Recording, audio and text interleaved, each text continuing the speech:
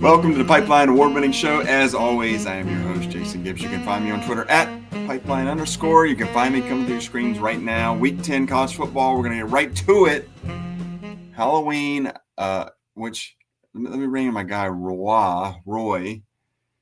Roy, I don't know what you're being for Halloween. I've been told this is my swinger hat. I don't know who in the world would say such a thing, but I believe that's what you said before the podcast. I was going with Captain Jack can get you high tonight.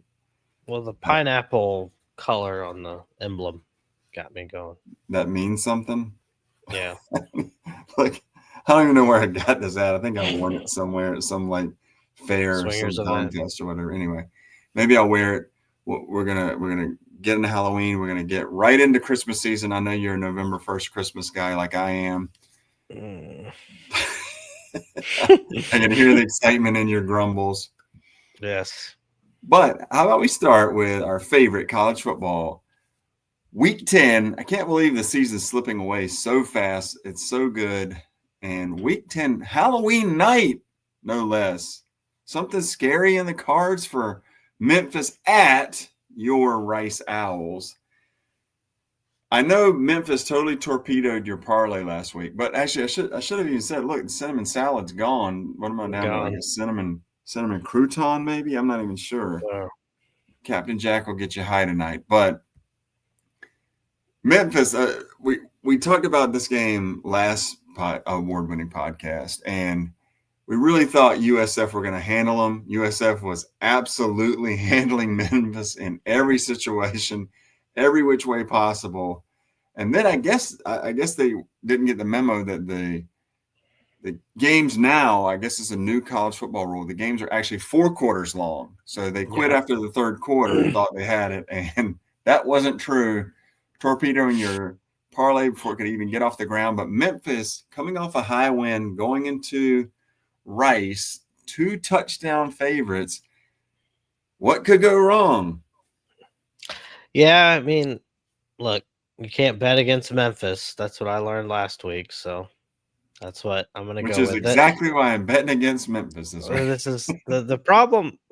Going back to that Memphis USF game. So the thing about it is USF was driving at the end of that game and actually had a big play, multiple big plays on their final drive. For some reason, unbeknownst to me, they were in field goal range. Okay. Mm-hmm. Yeah. There was roughly about 13 seconds, I'd say, left. They're at the 27. Mm-hmm. Maybe the 24-yard line, something like that. And, not your field goal ties the game, sends it in overtime. 24 yards. You don't have a timeout. It's a tough one to kind of try and get a touchdown there. Yeah. So for some reason, they tried to get even more yardage and get close enough for, I guess, more of a chip shot field goal, which I disagree with. But the quarterback held the ball too long, which then inevitably means holding, which is what pushed the ball back 10 yards, which then led to the wide or left or right field goal. Wide field goal. Dismissed it by Grammatica, costing me $600. Only loss on the parlay. Nice. The bad thing was it happened so early I think it was a 12 o'clock game, right? So you couldn't even. So I had three 12 o'clock games, so I had them all right, and then I had a fourth, which was a 3:30 game, which was Pitt to beat NC State, which they handled. That was an easy one. So unfortunately, yeah, Grammatica. But anyway, going back to this game, Memphis. To me, they're up 2 touchdowns on the road. The over-under total is only 48. So, I don't know, to be frankly honest, I don't know much about Rice, and I just learned a lot about Memphis over the last few weeks. So, I'm going to go with the team I know a little bit more about, and that's going to be Memphis. Well, it's an important game because the Tigers are 3-1 in the American, but keep an eye on, especially with this low total, keep an eye on Quentin Jackson, running back for Rice. 655 yards, 6 touchdowns on the year. Could we get into a slog it out Friday night fright fest on Halloween? Nice. Low scoring game, lean under here, and I'm going to lean Rice. Like I said, I'm not going big, but scary things could happen. It is Halloween. And do we see the letdown game from Memphis? Big comeback, huge game against USF. Now we're going on the road to piddly old Rice. Little scary, but keep an eye on this game because it could really kind of get the weekend kicked off in a way. There's not a ton of big time matchups like we've been seeing week after week after week this week, which inevitably college football means some crazy stuff's going to happen. Will it happen Friday night with your Rice Owls? We'll wait and see. Game of the day, quote unquote, question mark / what are we doing? Vanderbilt at Texas, possibly the game of the day. Here's where, Roy, this is if you're a Vanderbilt fan, you cannot like the movement of this line. It started out at Longhorns 2.5. It has been steamed over the number, and it's now at 3.5. Yeah. I know Arch was possibly got a speeding ticket, possibly got other things this week, but I just don't know how you don't take Texas here because everything else screams Vanderbilt. When Vegas wants you to zig, you got to zag.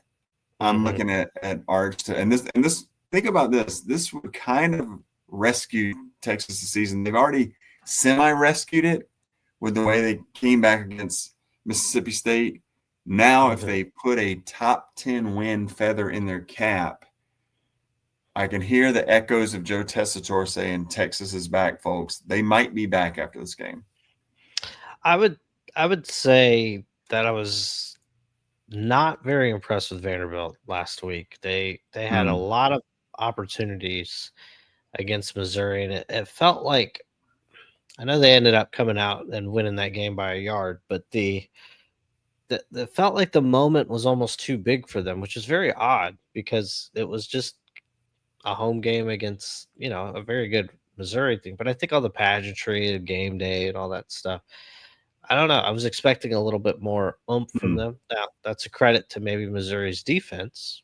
Let's not post that out, but you're going against a backup quarterback late in the game, right, at home, and your offense just can't get going. You can't really seize the momentum. I mean, you're lucky, very lucky to win the game. And not sure if you do win it if the backup quarterback doesn't come in and your guy Bo stays in. But bad injury for Mr. Prabula.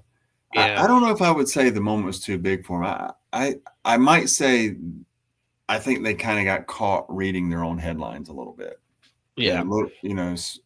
Really were enjoying smelling their own farts, as the kids say. I'm not sure, but I was with you. Well, let's say this on the last award-winning show. We did correctly call. We said, take a look at that under. That unders looks like a slog it out, just back and forth game. Under hit swimmingly, easily, but maybe maybe at least going on the road. If you're a Vandy fan, if you're a Commodore fan, going on the road, hopefully it snaps you out of it. I would assume that's an 11 o'clock. Yeah, 11 o'clock local start. Maybe Longhorns crowd's a little sleepy. Maybe you could kind of come in here and a low total here, 46.5. We thought last week's total was low with Missouri. This is even lower. If you're Vandy and you got the Fighting Clark Lees, came in, said he was going to make Vanderbilt an SEC power. This is really the time to do it. You're a dog on the road against Texas. Regardless of what season Texas has had, they're still a big name brand. And to put that kind of statement win, saying, you know what, we're not a flash in the pan. We're not just a top 10 team only to lose our next 3 games and drop totally out of the top 25 like people would expect. We're here to stay. you got to put it on your quarterback. You got to put it on Diego Pavia. Almost what we have 400 over 450 yards rushing, 5 touchdowns. He needs some of those scrambles to keep his offense on the field. Long sustained drives. We don't need field goals. We if we're Commodores last week you mentioned it had kind of trouble moving the ball, punching in the end zone.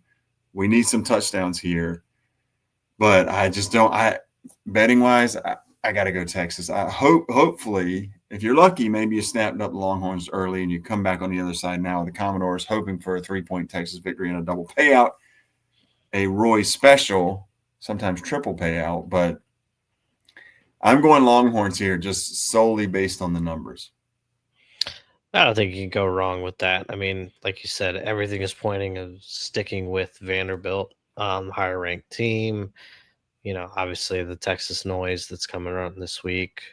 Um, you know, that total does the total Mm, being that low favors a Texas type of game.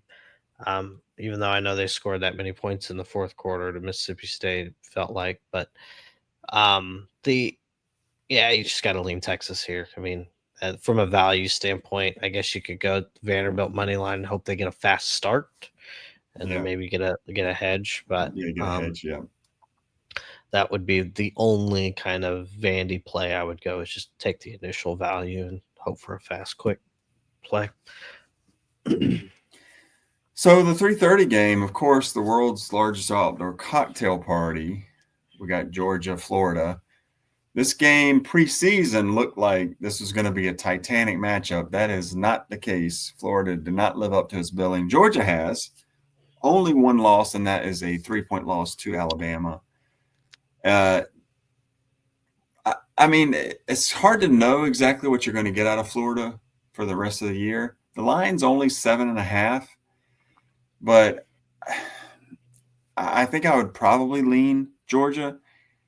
The only thing is we've seen this over and over and over again with Georgia. They come out, they get off this slow start, and then they're it's Halloween. Let's talk about zombies. They're the zombie bulldogs. They just can't kill them. They keep coming back, coming back. Does at some point that bite them? Do they get into a spot where they dug themselves in a hole and they just don't make enough plays to come out of it, or the other team doesn't fold? This is a neutral site game, which is as it is, it always is with the cocktail party. But what side are you leaning here? You're going with my guy Gunnar Stockton, my preseason pick to win it all, Georgia. I want to back them, but and I do lean that side, but I just don't know. I don't like how sometimes they slip behind. I just if they can't snap out of that type of trend, at some point it comes back to bite them. Yeah, I mean, it, to a kind of a casual college football fan, they look at this matchup and say, "Well, Georgia's got to be a double-digit favorite." Mm-hmm. Um, Obviously, even if you do respect the rivalry, the way this season has gone for Florida and the way it's gone for Georgia have been kind of obviously polar opposites. But if you actually kind of step back and look at it, maybe not. If you Right. look at Florida, you lose, a game you should have won at USF.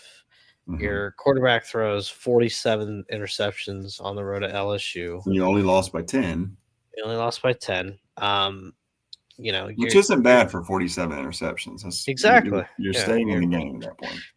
and you've now lost your coach, so you're really playing with house money in a rivalry game, and the roster's still talented. It's not like the talent's lost on Florida. Um, and just as you had mentioned with Georgia, those slow starts, that does open up a little bit of a playbook on how to, maybe control Georgia a bit, at least on offense when you're going against their defense, which has always been Georgia's, an amazing part of their team. But that defense has looked so shaky to start. I mean, Ole Miss was just up and down the field on them until the fourth quarter. They Yeah. kind of got hit by that South Florida bug. They forgot Right. to play the fourth. Um, so yeah, but and then on the flip side, you go back to Georgia and you say, Well, should they have beaten Ole Miss? The answer to that's probably no. Should they have beaten Auburn? The answer to that's probably no.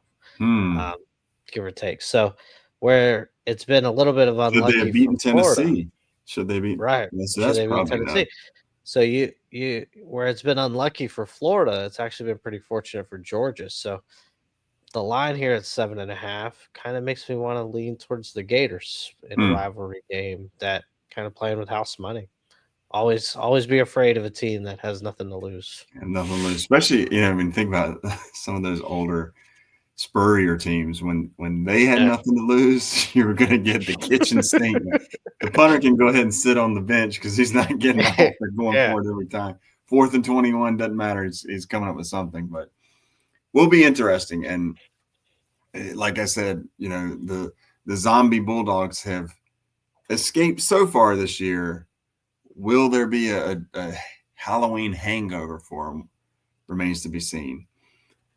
How about one of the surprise teams? I think the casual fan would say surprise team. Some of us ball knowers like myself and yourself as well thought lightly circled this team before the season started and thought, watch out, this one could make noise. Of course, I'm talking about your Georgia Tech Yellow Jackets going to NC State, Raleigh, Carter Finley Stadium. Line only 6.5 points. You have Georgia Tech 18 in the country, Haynes King having really a Heisman like year at Mhm. quarterback. Georgia Tech, I think they said they're 8-0 for the first time since 1966, something like that. It's been a while, let's just say that. And NC State, an afterthought at this point, 4-4, 1-3 in the ACC. What could possibly go wrong for this? This is obviously going to be an easy win for Georgia Tech. Or is it the fact that this doesn't get over the number? I don't know if Vegas is tipping their hand here. Of course, with NC State, you got one of my favorite names in all of college football, Hollywood Smothers, running back, 825 yards, 6 touchdowns, and CJ Bailey at quarterback for the Wolfpack, 7 interceptions. Really needed to cut that down, and that would have helped the Wolfpack kind of turn their season around a little bit. Mhm. Too many turnovers, but they do have playmakers. Like I said, they've kind of Dave Doran hot seat, maybe warming up just a little bit for NC State. They do have some playmakers. I think this is a very dangerous spot for Georgia Tech. This really could torpedo their otherwise dream season. Well, it seems like the odds makers of Georgia Tech is just waiting for them to have this letdown game. Yep. And to be fair, they should not be undefeated right now. They did lose to Wake Forest. It was a 4th and 2 call. Georgia Nealon's Tech jumps offside. offside. Yes. Wake Forest throws it up, thinking they've got him offside. The flag doesn't come out. They call the offside. It's first down. Wake Forest. Georgia Tech's out of timeouts. Ball game. Um, so, and then you had Georgia Tech as an underdog at Duke in a hard fought game, but ended up just kind of pulling away there at the end. Yep. So now you have a line here that's basically giving Georgia Tech a little bit of respect, but still has that room like close enough where if they get upset, not everybody's going to be overly shocked. And the ACC tends to have this tends to happen to teams at the top of Mm. the ACC late in the season. And they just have these weird, inexplainable stumbles. Um, Florida State historically at NC State has always been that stumble. Yeah. Miami has always had some random Syracuse, Clemson as Sometimes against well. Georgia Tech, Miami. Yeah, Georgia Tech and the worst. Yeah, Yeah. we won't even go down there. But for Georgia Tech here, it's just they truly are a team that is just one drive at a time. You feel like they're you just don't feel like they're gonna beat you by 40 points, but they're gonna just try and beat you in just one drive at a time. They're gonna hold the ball just a little bit longer. They're gonna, they'll be up by 3 at halftime, and Yeah. the opponent is never out of the game Never against out of the them, game. Nope. and so not very sexy, but in an easier conference, they can push it forward. It is a night game. That to me does lean a little bit to NC State. I actually like NC State here to pull off the upset against Georgia Tech. Yeah. Um, I don't know how much weight this carries, but NC State is, a few plays away from having their own pretty good season as well. Hmm. So it's the This is a type ACC. of game that like we talked about with BYU and Iowa State last week when we thought this was the Matt Campbell retains his job game. This might be the Right, Dave again, Doran retains his job game. another team that forgot the fourth quarter was supposed to Right. be played. Those- Well, it's ah, a new in their defense. It is a new rule that college yeah, football yeah. games are now Just 4 quarters. Apparently, this is the okay. first season that. But doesn't this ring with Dave Doran retains his job type game? Oh yeah, yeah, The Wolfpack win. Dave Doran gets his signature win. The the crowd, floods the field, tears the goalpost down. Uh, and he this is survives dicey. again. If you're a Yellow Jacket fan, be afraid. Be very afraid. Even though it'll be the day after Halloween, and be very afraid. But we're talking about kind of forgotten teams and teams that could have gone one way and had a couple bounces. I alluded to them when I was talking about Georgia, but Tennessee, Oklahoma going to Tennessee, a night game, 7:30, and both teams with 2 losses in the conference. This really a third loss, and you're just totally out of it. I mean, I don't even think you'd have a remote shot. I mean, even with 2 losses, you're going to have a tough time getting Hmm. into that championship game. But I mean, Tennessee only 2.5 point favorites. I really feel like the odds makers are giving Oklahoma their due all year.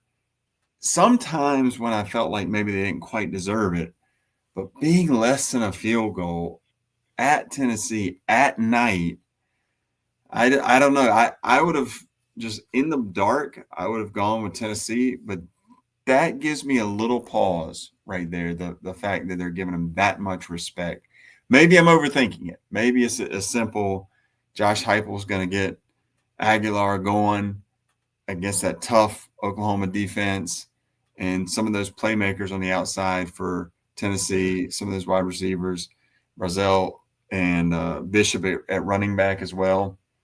Maybe those guys get going quickly, and this is nothing. The 2.5 is nothing. But I have a feeling that Oklahoma's going to stick around in this one.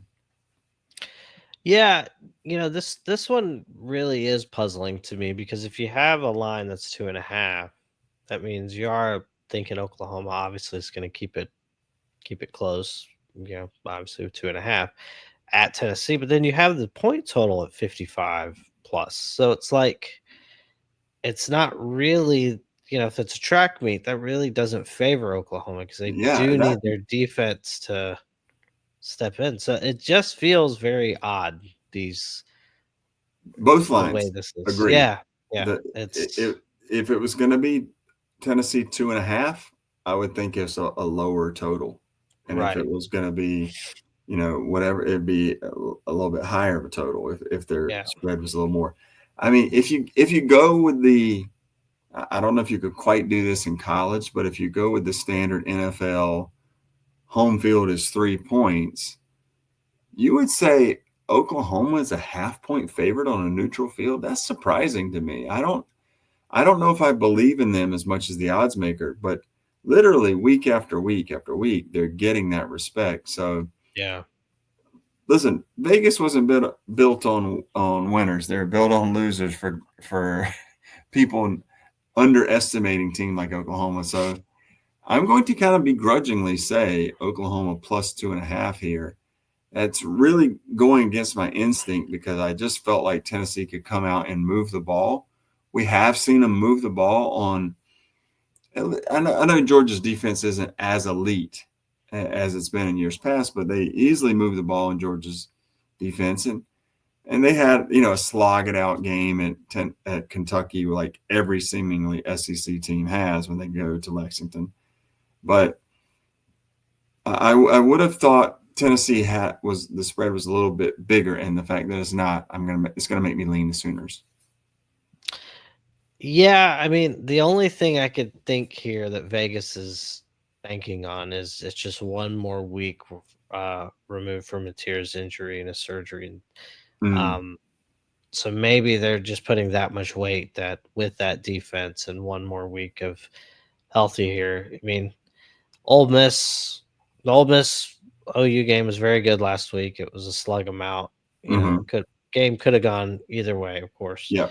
Um, so you know, I like Tennessee though. I think they are the forgotten team here in the SEC, a very crowded SEC. It's kind of weird. You think like a Vandy getting more attention than Tennessee, Mm. um, but Tennessee just quietly flying under the radar. Um, I like them. Even though everything points to go Oklahoma, I think We should definitely probably Tennessee look first. at how many tickets and where the money's Yeah, coming in. give me a second. I can give you that. I'll So introduce our final game while and then all we'll. right, I got it. I already Oh, got you it. already got it. All right. So 53% of the bets are in Oklahoma, 47% are on Tennessee, with 3% on Oklahoma and 97% of the money on Tennessee. That's a Now, lot. to me, I don't know how accurate that data is from the money standpoint, Yeah, um, to have that big of a discrepancy. A lot of the times, what happens is the money will start to really shift as the gets closer to the time. yeah. All the degens are flipping So their you know money what over. you know what you might could do here if you want to get into some big boy betting, you could lock in Tennessee 2.5 right now, and then hopefully it steams up past the number, at least to the number, and then Mhm. go flip the other side and go Oklahoma, and then just hope for a Vol 3-point victory. You'd be covered both ways, and you would have a chance at a 3-point victory with a double payout.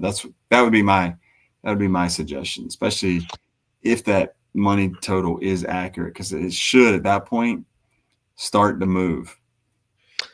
So what I would do in that scenario is I would actually go heavier line with the money line on Tennessee and Hmm. then do the spread on Oklahoma. So then you'd have 3-2-1 for potential double payout. You may not Right, get a pure, you know, perfect 1-to-1 hedge. hedge, of course, Yeah, but you could that's not bad. definitely Yeah, that's get not some bad. get some Because the Tennessee money line is not going to be some astronomical number. It's not like it's going to be right. minus 900 or minus 1,000 or Yeah. something. But It'll probably be like minus 150, 180 yeah, there. yeah. So not terrible, not great, but not terrible. Um, but interesting. Um, Interesting one to follow, definitely on the line side, just with it being below the number.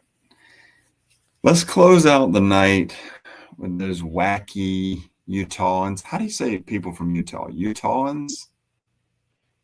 Uh, Utahns? Look that up.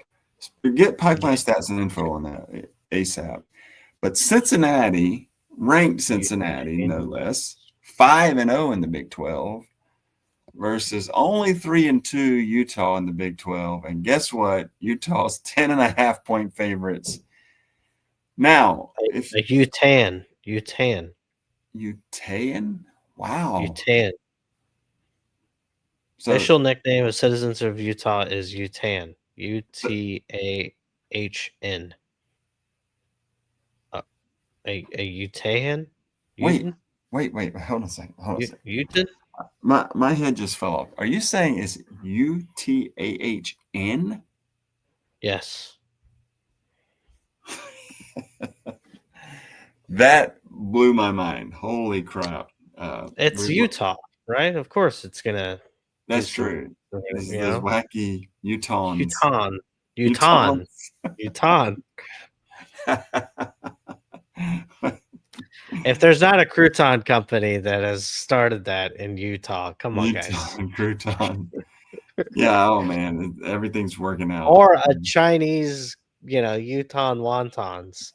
Like if that's not the number one Chinese restaurant in Utah, all four Chinese people in Utah.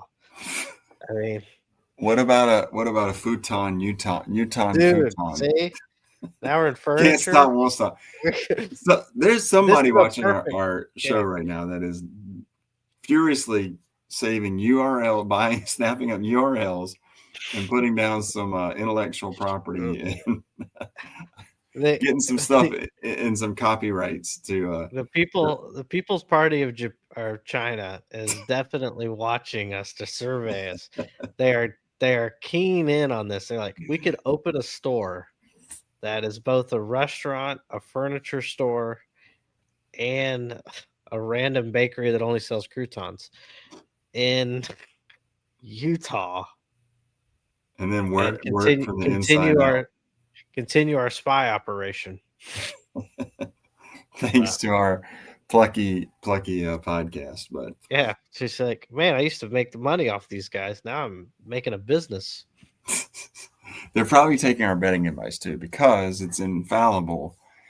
But speaking of infallible games, late night, Salt Lake City. It's going to be a raucous affair. I have a ton of respect for this Utah team, even though have lost twice in the Big 12. But maybe one of the better kept secrets in all of college football, Mr. Brendan Swordsby for quarterback for Cincinnati, quarterback for the Bearcats. I think he's had 2 touchdowns and 0 interceptions in 7 straight games.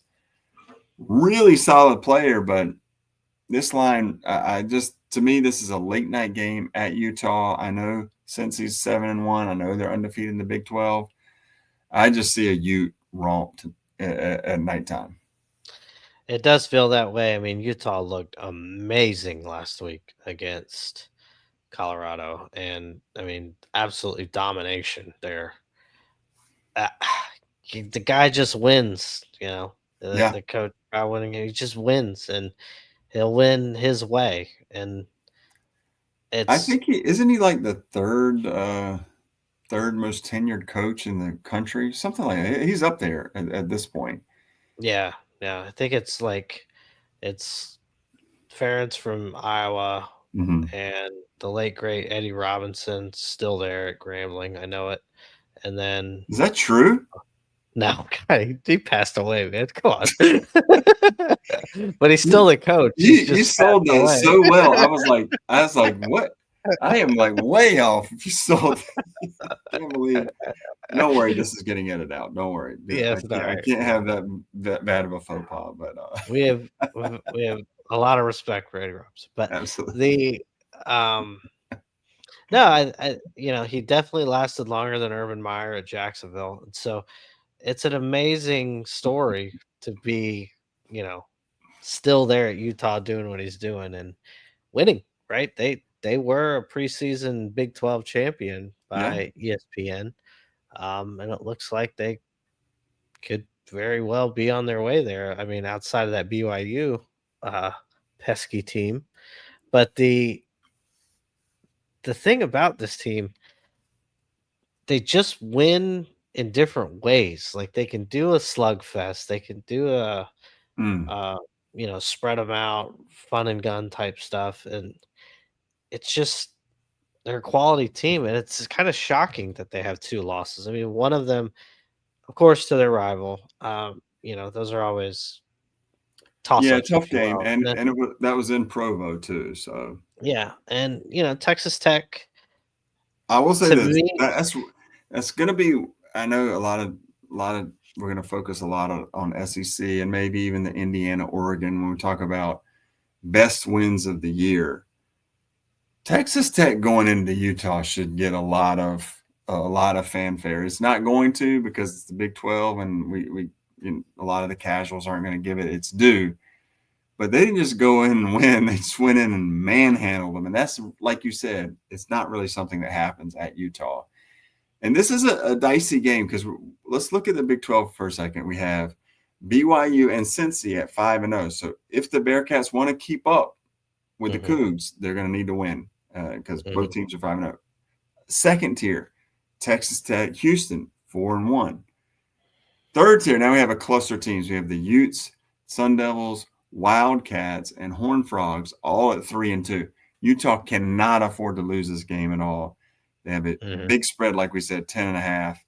They got to get kind of up to that next tier, and then maybe they're going to have to hope for some luck with teams ahead of them. Now, them beating Bearcats will bring them down within a game, and they'd have the tiebreaker, but they don't have the tiebreaker to Texas Tech, so they really desperately need this game. Like you said, they looked amazing last week, and I'm going Utes big.